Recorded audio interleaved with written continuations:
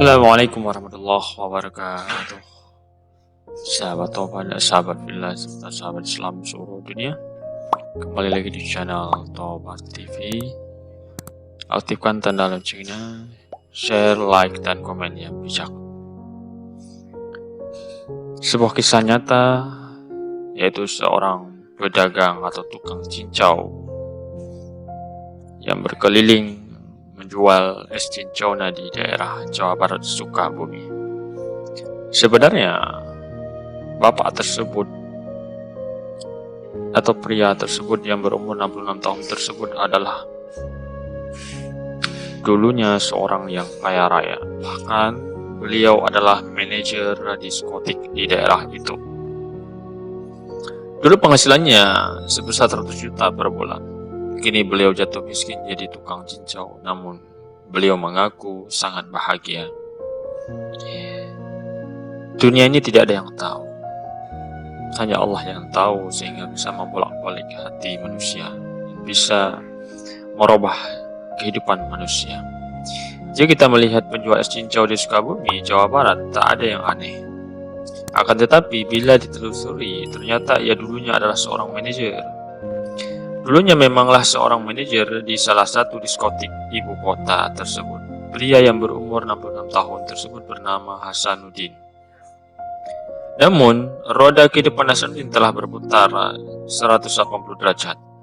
Dari yang dulunya bergaji 100 juta per bulan, kini Hasanuddin jatuh miskin sebagai penjual es cincau. Melalui sebuah video yang diunggah, ia menceritakan jatuh bangun kehidupannya. Hasanuddin bercerita awalnya semua berjalan baik dengan gaji yang dia dapatkan saat itu. Penghasilan 100 juta per bulan bisa ia gunakan untuk apa saja, termasuk memanjakan istri dan anaknya. Rumah mewah dan mobil juga sudah ia punya. Saking bergelimangnya harta Hasanuddin, banyak rekan-rekan yang datang untuk berutang. Alhasil uangnya pun semakin menipis, hingga ia bahkan sampai pernah menumpuk utang hingga Rp 3 miliar. Mulai dari situ kehidupannya pun berubah. Konflik rumah tangga mulai muncul hingga akhirnya Hasanuddin dan istrinya bercerai. Ia pun tak patah arang dan kembali membina kehidupan baru dengan seorang wanita. Namun lagi-lagi kehidupan rumah tangganya kandas di tengah jalan setelah ia jatuh miskin. Hingga pada akhirnya Hasanuddin bertemu dengan seorang wanita muslimah yang menjadi istrinya sekarang. Demi bisa menikahi wanita pujaan hatinya itu, Hasanuddin memilih menjadi seorang mualaf di umur 63 tahun. Setelah itu mereka memulai kehidupan baru yang sederhana di Sukabumi, Jawa Barat.